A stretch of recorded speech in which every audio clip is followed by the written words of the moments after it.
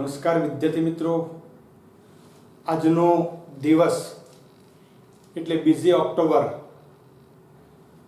ભારતના જેને મહાત્માનું બિરુદ મળ્યું એવા આપણા પૂજ્ય બાપુજી એટલે કે ગાંધીજીનો જન્મદિવસ મોહનદાસ કરમચંદ ગાંધીજી મોહનદાસ કરમચંદ ગાંધીનો આજે જન્મદિવસ છે। ભારતને ગુલામીની જંજીરોમાંથી મુક્ત કરાવવા માટે જેણે એક આહ્વાન કર્યું, એટલું જ નહીં પરંતુ ભારતીય નવયુવાનોમાં જેણે નવી ચેતના જાગૃત કરી અને ગુલામીની જંજીરો તોડી અને ભારત 1947ના રોજ આઝાદ બન્યું। ત્યારે આજના દિવસે પૂજ્ય બાપુજીને વંદન કરીએ અને સાથે સાથે ધોરણ 9 અને 10 બંનેમાં સંયુક્ત રીતે અમુક પોઈન્ટ્સ ભેગા આવે છે। મેં અગાઉ પણ તમને કહ્યું હતું વિદ્યાર્થી મિત્રો કે ધોરણ 9 10 નું ગણિત જે છે કમ્બાઈન્ડ ગણિત છે, બંનેમાં મોટા ભાગના પ્રકરણ સરખા આવે છે। તો આજે આપણે નવા પ્રકરણ ત્રિકોણની શરૂઆત કરીએ છીએ અને એમાં જે બંનેમાં કોમન પોઈન્ટ છે આપણે સાથે લઈએ છીએ અને જ્યાંથી અલગ પડશે ત્યાંથી આપણે 9 10 બંનેને અલગ પાડી દઈશું। તો આજના દિવસે આપણે વાત કરવાની છે ત્રિકોણ। તો વિદ્યાર્થી મિત્રો, ધોરણ 4 થી રેખા, રેખાખંડ આ તમામ બાબતનો સમાવેશ થઈ જાય છે, ખૂણો અને ત્રિકોણ। પણ હવે આપણે ધોરણ 9 અને 10 માં એનો વિશેષ અભ્યાસ કરવાનો રહેશે। તો સૌપ્રથમ ત્રિકોણ એટલે શું? તો અત્યાર સુધી આપણે એની એવી વ્યાખ્યા ભણ્યા હતા કે 3 ખૂણા ધરાવતી બંધ આકૃતિને ત્રિકોણ કહેવાય, કે જેને 3 ખૂણા હોય ને બંધ આકૃતિ હોય।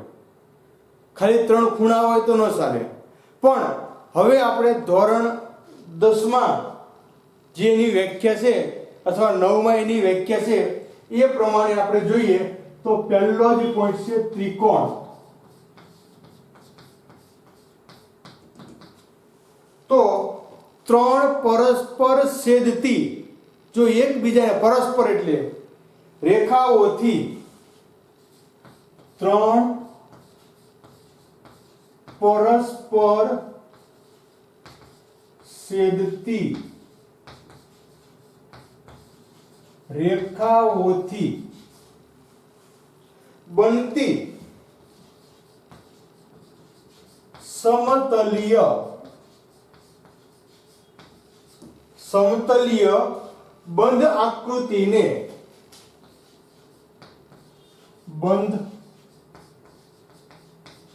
આકૃતિને ત્રિકોણ કહે છે।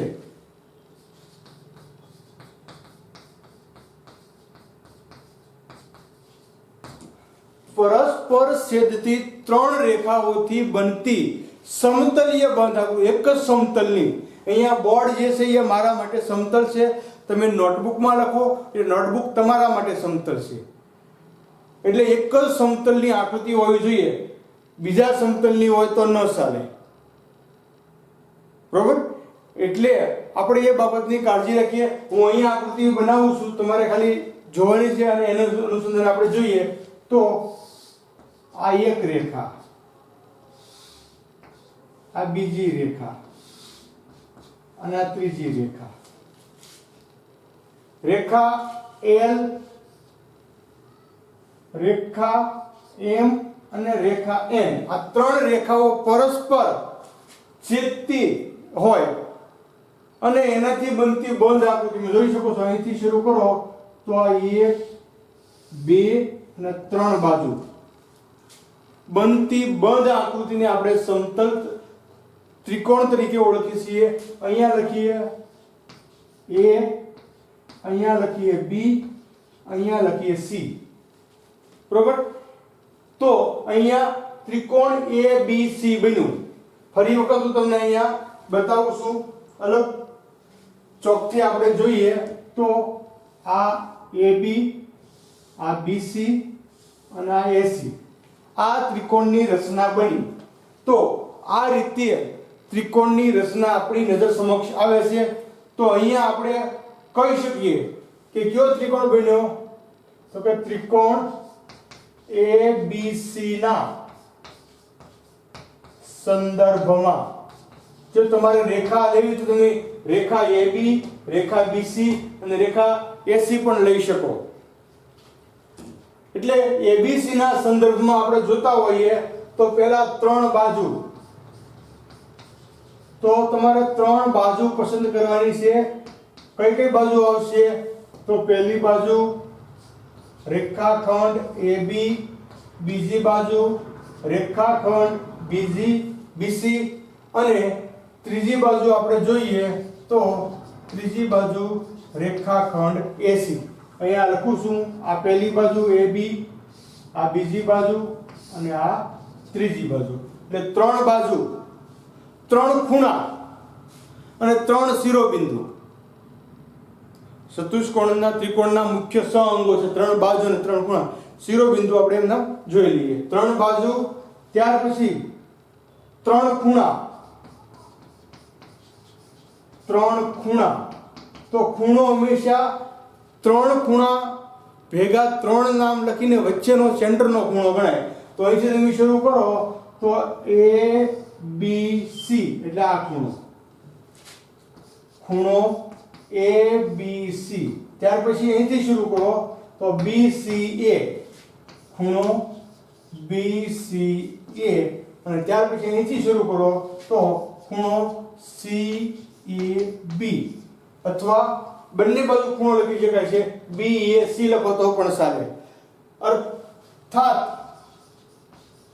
અથવા ખૂણો B, ખૂણો C અને ખૂણો A.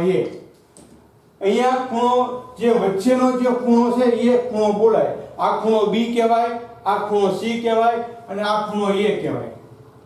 એટલે બંને રીતે તમે લખી શકો છો. આને તમે CBA એમ પણ લખી શકો અને ABC એમ પણ લખી શકો. ખૂણો બંને બાજુ લખી શકાય છે, રેખાખંડ પણ બંને બાજુ લખી શકાય છે. આપણે ભણ્યા એ પ્રમાણે કિરણને બંને બાજુ લખી શકાતું નથી, કેમ કે એનું એક ઉદ્ગમ બિંદુ હોય, એટલા માટે એને આપણે બંને બાજુ લખી શકતા નથી. ત્રણ બાજુ, ત્રણ ખૂણા, ત્રણ શિરોબિંદુ.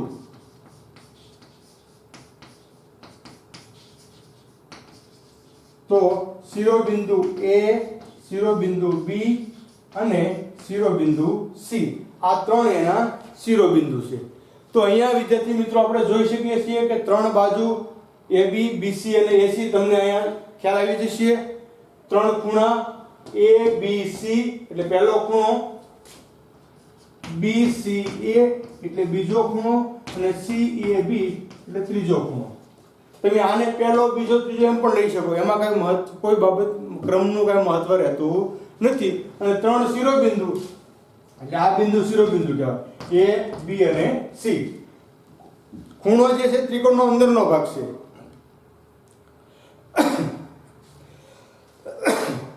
અને શિરોબિંદુ છે એ આપણે ત્રિકોણ પર મળે છે. તો આ રીતે આપણે ત્રિકોણની પહેલી બાબતમાં શિરોબિંદુ, ત્રણ બાજુ, ત્રણ ખૂણા અને ત્રણ શિરોબિંદુની વાત કરી. નેક્સ્ટ આપણે આગળ વધીએ છીએ. જો આની સિવાયનો ત્રિકોણ તમે લ્યો તો એ પ્રમાણે પણ તમે એનું લખાણ કરી શકો.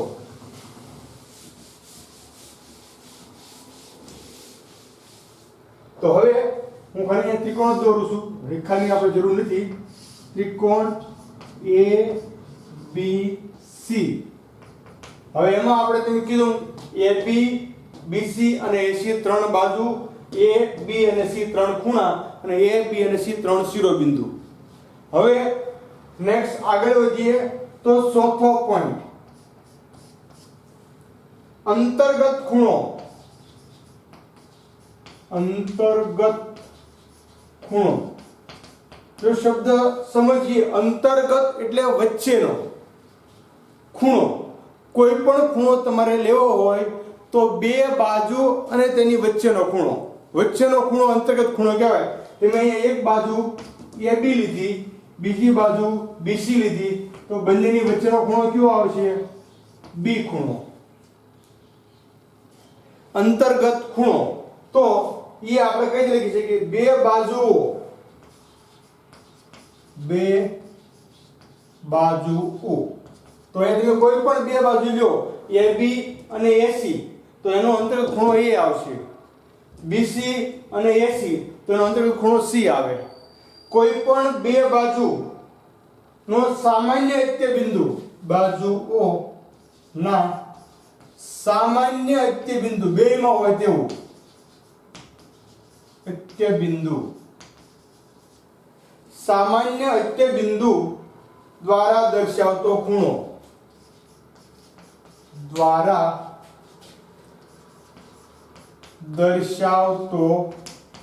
ખૂણો તો બે બાજુમાં હોવો જોઈએ એક્ઝામ્પલ ઉદાહરણ આપણે જોઈ લઈએ કે બાજુ AB અને BC નો અંતર્ગત ખૂણો તો તમે જોઈ શકો છો કે AB અને BC બેયમાં સામાન્ય કોઈ બિંદુ કયું છે B તો ખૂણો B આપણને મળે એવી જ રીતે આપણે કહી શકીએ કે બાજુ BC અને AC નો અંતર્ગત ખૂણો તો BC અને AC તમે જુઓ BC અને AC બેયમાં હોય એવું બિંદુ કયું આવશે C તો C ખૂણો આ BC આ AC આ અંતર્ગત ખૂણો અને AB અને AC એટલે આ અંતર્ગત તો અહીં અલગ અલગ દેખાડ્યા છે આ બે બાજુની વચ્ચેનો ખૂણો B આ બે બાજુની વચ્ચેનો ખૂણો C અને આ બે બાજુની વચ્ચેનો ખૂણો A આ રીતે આપણે અંતર્ગત ખૂણો મેળવી શકીએ છીએ ત્યાર પછી પાંચમો પોઈન્ટ છે અંતર્ગત બાજુ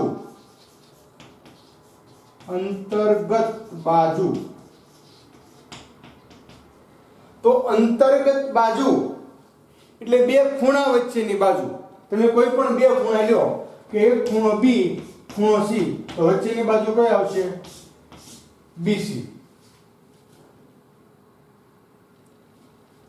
બરોબર અંતર્ગત બાજુ એટલે બે પસંદ કરેલા ખૂણાની સિવાયના ખૂણાની સામેની બાજુ એટલે એની સામેની બાજુ અંતર્ગત બાજુ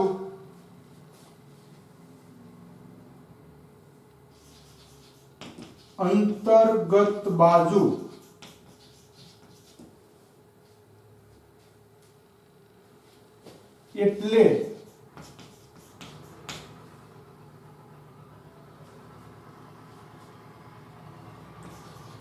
બે ખૂણા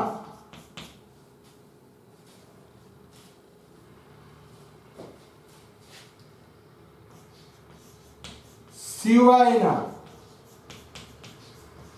ત્રીજા ખૂણાની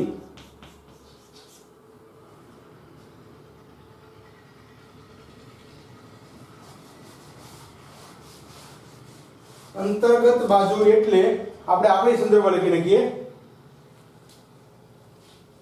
એટલે બે ખૂણા સિવાયના ખૂણાની સામેની બાજુ જો મેં તમને સમજાવ્યું કે આ બે ખૂણા પસંદ કર્યા એટલે બીસી બાજુ આવશે બે ખૂણાથી બનતી બાજુ એમ પણ કહી શકીએ આપણે તો આ બે ખૂણા પસંદ કર્યાની સિવાયનો ખૂણો એટલે એની સામેની બાજુ તમે આ બે ખૂણા પસંદ કર્યા હોય તો આ બે ખૂણા સિવાયનો સામેનો ખૂણો B ની સામેની બાજુ AC એટલે અંતર્ગત બાજુ એટલે બે ખૂણા વચ્ચેની બાજુ તમે જે બે ખૂણા પસંદ કરો તમે આ બે ખૂણા પસંદ કર્યા A અને B તો બાજુ AB મળશે આપણને બરોબર જે ખૂણો હોય તે બાજુ ત્યાર પછી છઠ્ઠો પોઈન્ટ છે ખૂણાની સામેની બાજુ ખૂણાની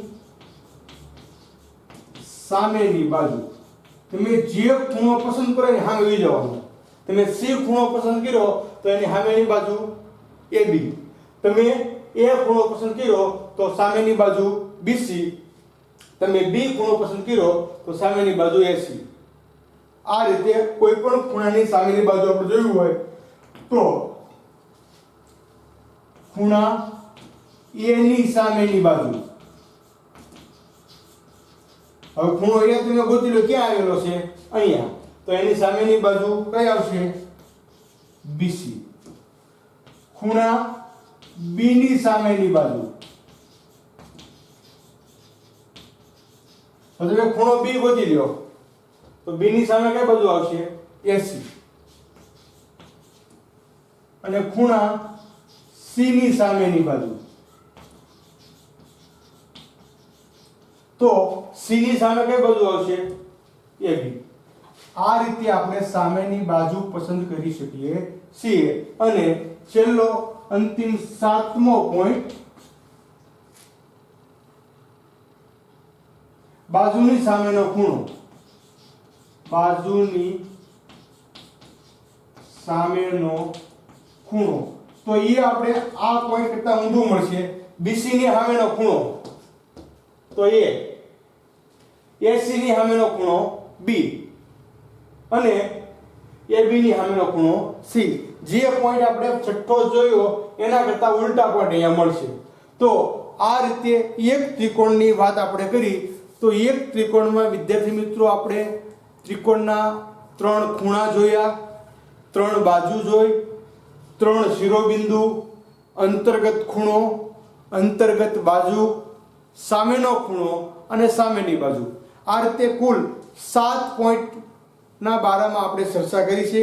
હવે અહીંયા આપણે ત્રિકોણ ABC લીધું હતું, એની સિવાયનું કોઈ પણ ત્રિકોણ લઈ પણ આપણે આ બધી પ્રોસેસ કરી શકીએ છીએ, જે આપણે એક આકૃતિ દ્વારા જોઈએ.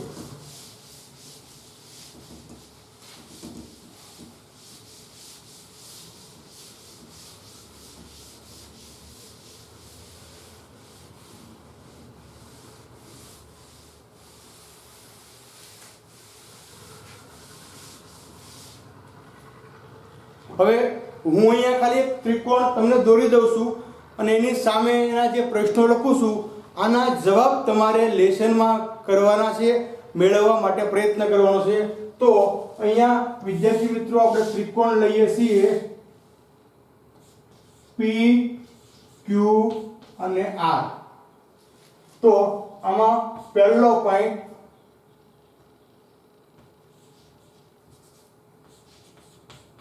ત્રિકોણની બાજુઓ. બરાબર, તો તમારે અહીંયા ત્રિકોણની એક પ્રશ્ન જવાબ આપી દઉં છું કે ત્રિકોણની બાજુ તો કઈ કઈ મળશે આપણને, PQ, QR અને PR. હવેના જવાબ તમારે આપવાના છે. બીજું, ત્રિકોણના ખૂણાઓ. તો ખૂણાઓ જે આવતા હોય તો તમારે અહીંયા લખવાના છે. ત્રીજી બાજુ, ત્રિકોણના શિરોબિંદુ. ચોથી બાજુ, રેખાખંડ PQ અને રેખાખંડ PR નો અંતર્ગત ખૂણો. આ તમારે શોધવાનો છે, જે કીધો હોય તે બધાને. ત્યાર પછી પાંચમી બાજુ આપણે જોઈએ તો રેખાખંડ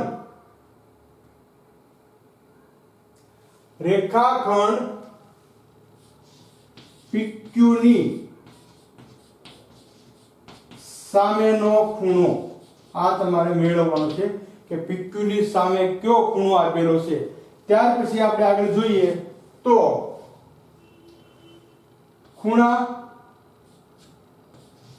P ની સામેની બાજુ. P ની સામેની બાજુ તમારે ગોતવાની છે. અને છેલ્લે સાતમો પોઈન્ટ કે ખૂણો Q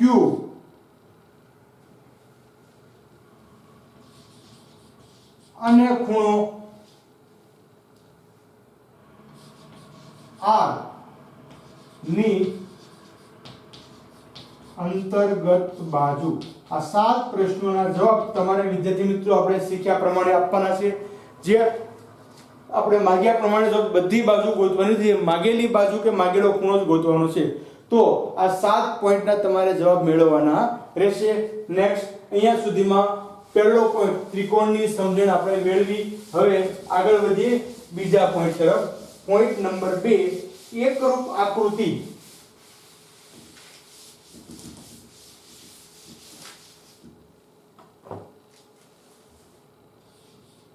બીજો પોઈન્ટ એકરૂપ આકૃતિ। તો એકરૂપ આકૃતિ કોને કહેવાય કે જે આકૃતિના આકાર અને કદ, કદ એટલે માપ, જે આકૃતિના આકાર અને કદ બંને સરખા હોય, બંને સમાન હોય તેવી આકૃતિને આપણે એકરૂપ આકૃતિ કહીએ છીએ। આકાર પણ સરખો અને કદ પણ સરખું। જે બે આકૃતિના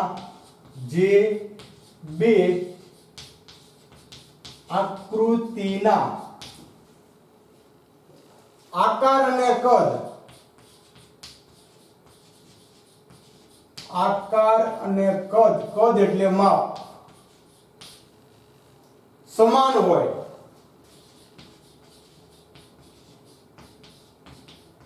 આકાર અને કદ સમાન હોય તેને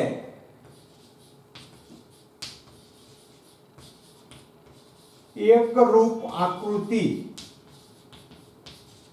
તેને એકરૂપ આકૃતિ કહે છે।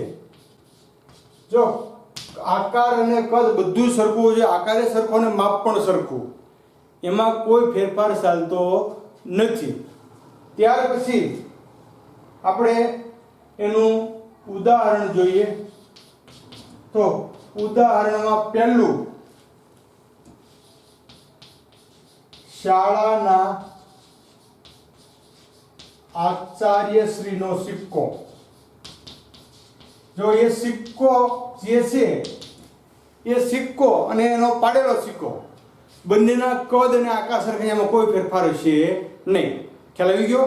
આચાર્યનો જે સિક્કો હોય છે તે સિક્કો અને તમારા કાગળમાં જે સિક્કો માર્યો એ કાગળનો સિક્કો, આ બંને એક સરખા હોય છે, એનું કદ પણ સરખું, આકાર પણ સરખો। બીજી બાબત, એક જ ગંજી પાના,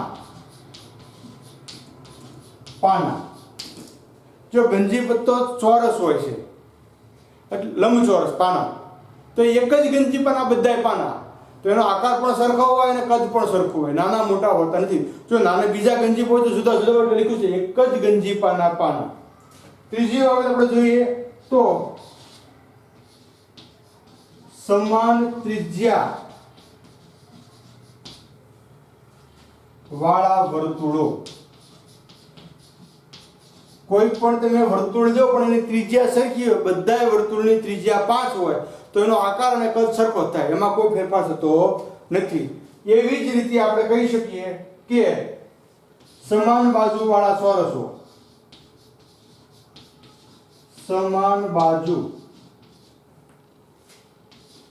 વાળા ચોરસ, જેની બાજુ સરખી હોય આવા ચોરસ, એ પણ એક સરખા મળે છે। ત્યાર પછી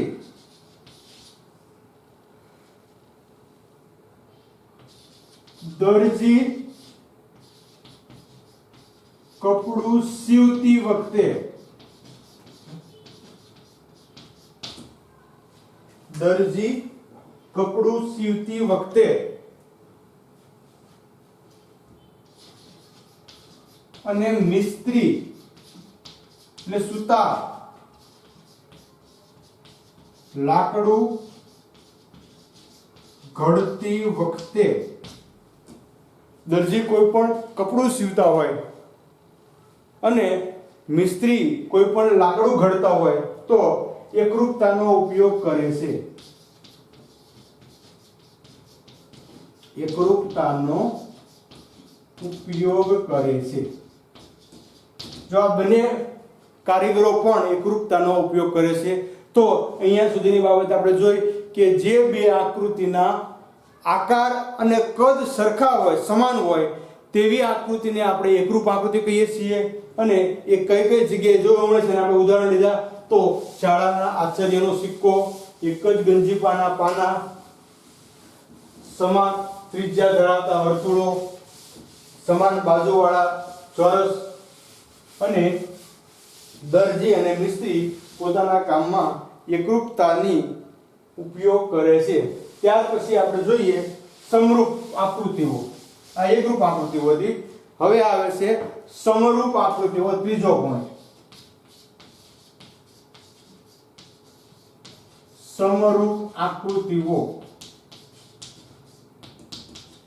જો અહીંયા થોડો ફેરફાર છે કે જે બે આકૃતિના આકાર સરખા હોય પણ માપ ભિન્ન હોય, કદ જુદા જુદા હોય.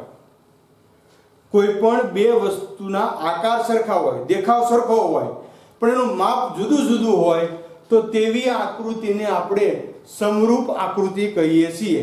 આકાર સરખા પણ માપ જુદા જુદા, તો આવી આકૃતિને આપણે સમરૂપ આકૃતિ કહીએ છીએ. દાખલા તરીકે ક્રિકેટ રમવાનો દડો અને વોલીબોલનો દડો, તો બંનેનો આકાર કેવો છે? સરખો છે, બંને ગોળ જ છે. પણ કદ જોવા જઈએ, માપ જોવા જઈએ તો ક્રિકેટનો દડો છે એ નાનો છે, વોલીબોલનો દડો છે એ મોટો છે. એટલે કદ જુદા જુદા હોય અને આકાર સમાન હોય. આવી આકૃતિને આપણે સમરૂપ આકૃતિ કહીએ છીએ. તો જે બે આકૃતિઓના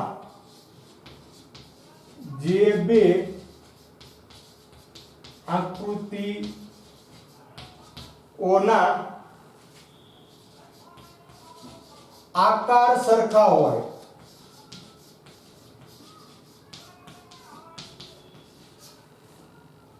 પણ કદ સરખા ન હોય, પણ કદ સમાન ન હોય,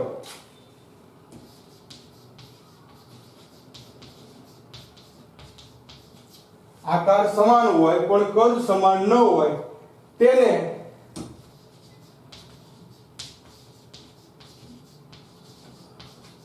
સમરૂપ આકૃતિ કહે છે. આકાર સરખા, કદ ભિન્ન, આવી આકૃતિને આપણે સમરૂપ આકૃતિ તરીકે ઓળખીએ છીએ. ઉદાહરણ એના પણ જોઈ લઈએ આપણે.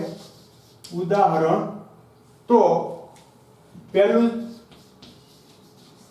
હાથી અને મદનિયું. જો મદનિયું એટલે હાથીનું બચ્ચાને મદનિયું કહેવાય. તો બંને સરખા હશે પણ બંનેના કદ સરખા હોતા નથી. આવી રીતે કોઈ પણ તમે દાખલો લઈ શકો કે બાળક અને તેની માતા, બંનેના આકાર આપણને સરખા લાગશે કે માણસની આકૃતિ સરખી લાગે, પણ બંનેના કદ ભિન્ન હોય છે. એવી જ રીતે વ્યક્તિ અને તેનો ફોટો,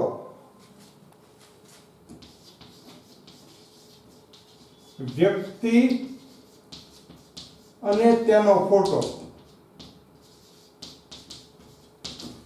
વ્યક્તિ અને તેનો ફોટો જો આકાર સરખા છે, કદ જુદા જુદા છે, બંનેનો આકાર તમે જોઈ લો તો મારો ફોટો તો મારી જેવો જ હોય, એમાં કાંઈ ફેર ન હોય. પણ મારી ઊંચાઈ છે એ 5 ફૂટ 7 ઇંચ છે, તો ફોટો અવળો નહીં હોય, ફોટો 4x6 જ હશે. બરોબર? એટલે વ્યક્તિ અને તેનો ફોટો. ત્યાર પછી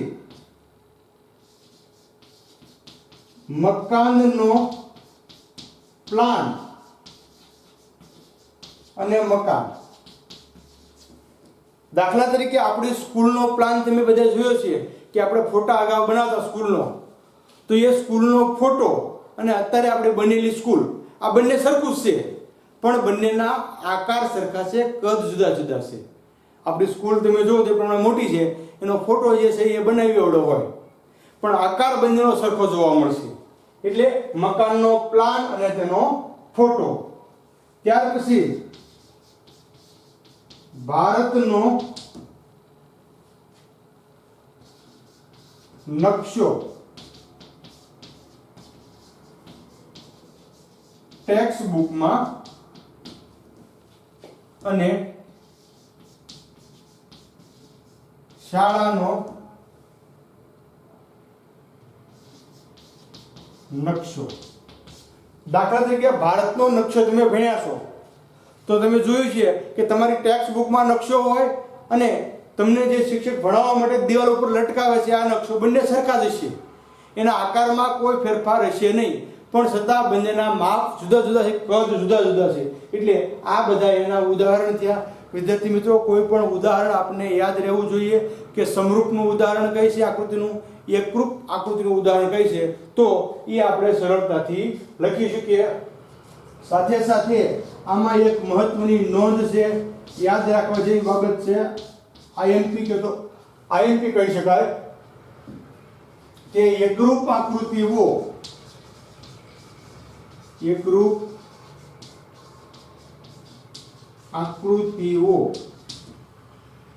હંમેશા સમરૂપ હોય જ. હંમેશા સમરૂપ હોય જ. એકરૂપ આકૃતિઓ છે એ હંમેશા સમરૂપ હોય જ, પરંતુ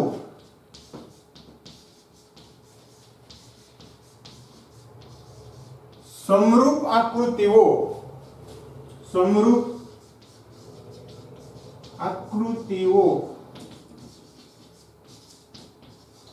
એકરૂપ હોય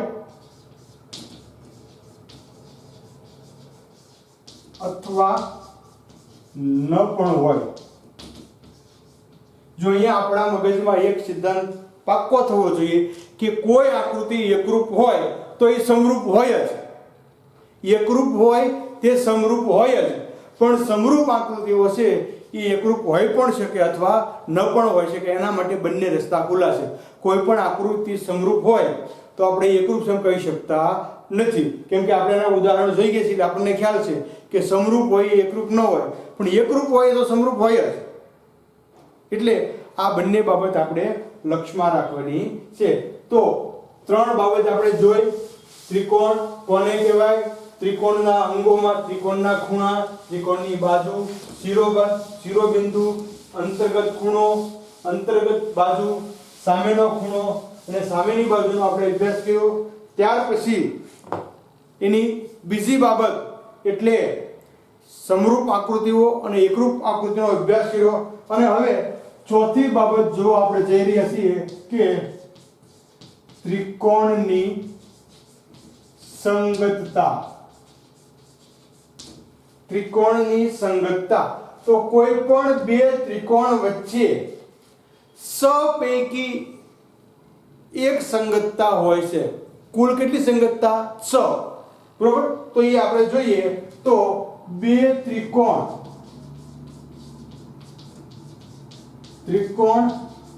ABC અને ત્રિકોણ XYZ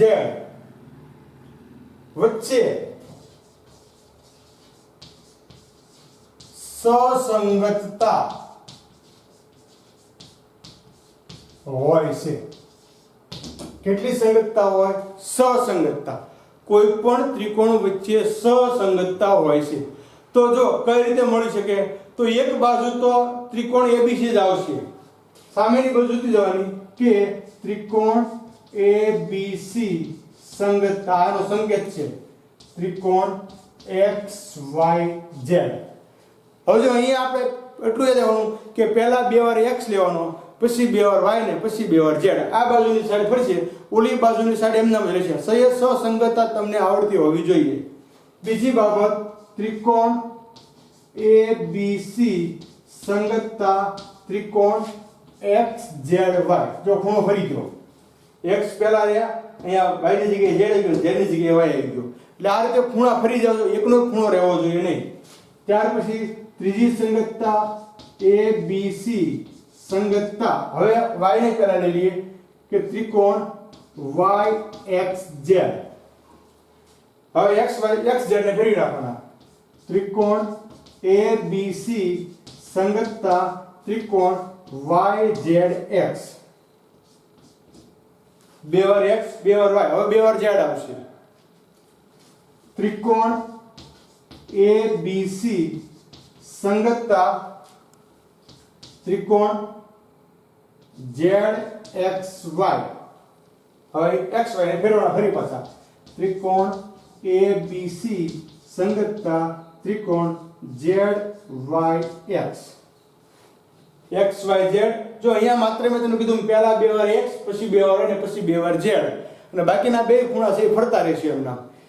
એટલે કોઈ પણ એક સરખી આકૃતિ બનતી હોવી જોઈએ નહીં. આ વસ્તુ આપણે ખાસ લેવાની છે. આ રીતની કોઈ પણ સસંગતતા આપણને મળી શકે. તો અહીંયા આપણે અનુરૂપ અંગો કેવા હોય તો ત્રિકોણ ABC સંગતતા ત્રિકોણ XYZ માટે અનુરૂપ અંગો કે કયા અંગો જે છે એ અનુરૂપ આપણને મળે છે. તો પહેલું શિરોબિંદુ તમે લઈ લો. શિરોબિંદુ તો અહીંયા તમે જુઓ તો એની હારે કયું બિંદુ આવશે? એ પહેલું બિંદુ એટલે x. બી ની હારે બીજું બિંદુ એટલે y, અને સી હારે ત્રીજું બિંદુ એટલે z. આ રીતે ત્રણ શિરોબિંદુ મળ્યા. ત્યાર પછી બાજુઓ. તો બાજુઓ તમે લઈ લ્યો. પહેલી બાજુ AB, તો AB સાથે આ AB, પહેલી બાજુ XY, બીજી બાજુ BC, તો BC હારી બીજી બાજુ કઈ આવશે? YZ. ત્રીજી બાજુ AC હારી ત્રીજી બાજુ કઈ આવશે? XZ. આ રીતે અનુરૂપ બિંદુ, અનુરૂપ બાજુ અને અનુરૂપ ખૂણાઓ લેવા હોય તો ખૂણો A, જો એનો સંકેત લેવો ફરજિયાત છે તો એની આની પહેલો ખૂણો X, ખૂણો B ની આની બીજી ખૂણો Y, અને ખૂણો C તો ખૂણા C આની ત્રીજો ખૂણો Z. આ રીતે આપણને ત્રીજો ખૂણો પણ મળી શકે છે. એટલે ત્રણે ખૂણા પણ મળી શકે છે. હવે આ આપણે જોયું. હું તમને બીજા બે ત્રિકોણ અહીંયા આપું છું, એની તમારે સસંગતતા લેસનમાં લખી અને મને ફોટો પાડીને મોકલી દેવાની છે. બરોબર?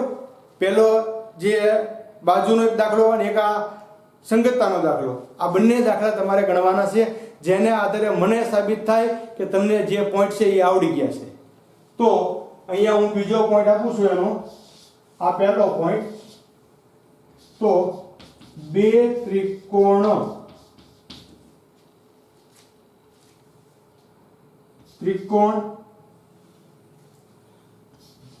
PQR અને ત્રિકોણ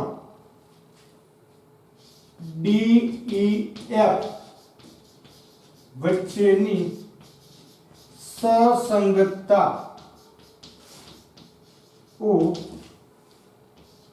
લખો. સસંગતતા આ રીતની તમારે મેળવવાની છે. આ લખવાનું નથી, તમારે આ રીતની સસંગતતા મેળવવાની છે. તો વિદ્યાર્થી મિત્રો, આજના દિવસે આપણે આમ જોવા જઈએ તો 9 અને 10 નો બેઝિક પાયો ત્રિકોણથી શરૂ કર્યો છે. એટલે આપણે આખું પ્રકરણ વિશે સમજાય એવી તૈયારી રાખવાની છે. એટલે રોજે રોજના લેક્ચરો નિયમિત જોજો અને એ પ્રમાણે શીખવા માટે પ્રયત્ન કરો, અને ચોક્કસ તમને આવડશે જ. અને આવી શક્તિ માં ભગવતી આપે એટલું કહી આજના લેક્ચરને આપણે વિરામ આપીએ. ખૂબ ખૂબ ધન્યવાદ.